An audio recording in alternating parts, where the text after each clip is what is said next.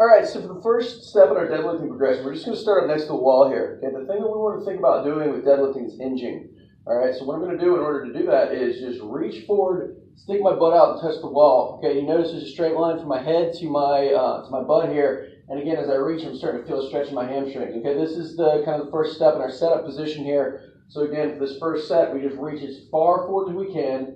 Again, we get into a good position, we come back. Okay, the cueing is you feel a stretch in your hamstrings as we reach forward, squeeze your butt at the top, perform for a lot of sets and reps.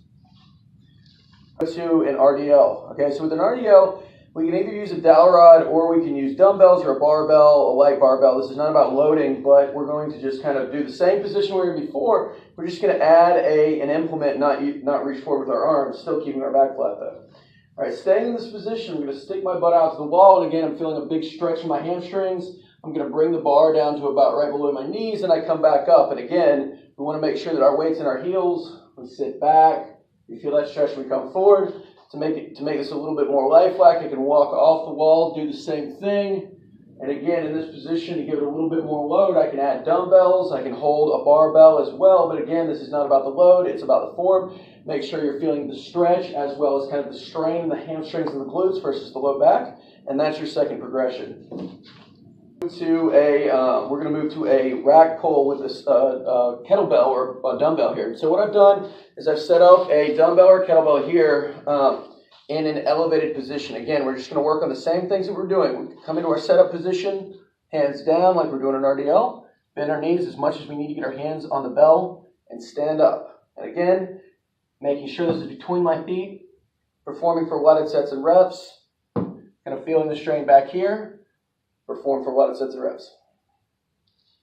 Progression, we're just going to move to the ground, okay? So I'm increasing the range of motion, making it a little bit harder. Again, I'll do it this way so you guys can see me a little bit better here. Again, stick my butt out, reach down, hands kettlebell between my knees, stand up, squeeze my glutes.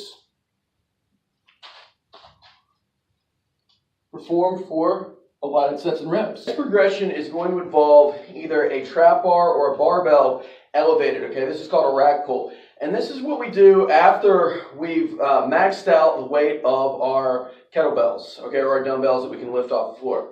All right, notice that I've reduced the range of motion by putting this barbell here, or I'm sorry, this trap bar in several blocks.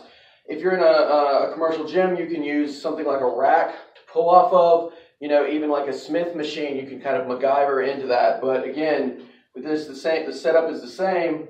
I reach forward, I get into my setup position, back is flat like a table, pressing through my heels, I stand up, come back down, for a lot of sets and reps.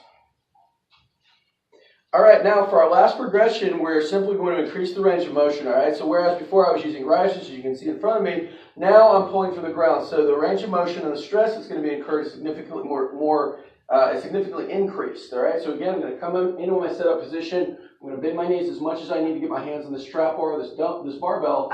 Stand up, squeeze my butt, come down. Again, making sure everything stays nice, flat, and aligned. Performing for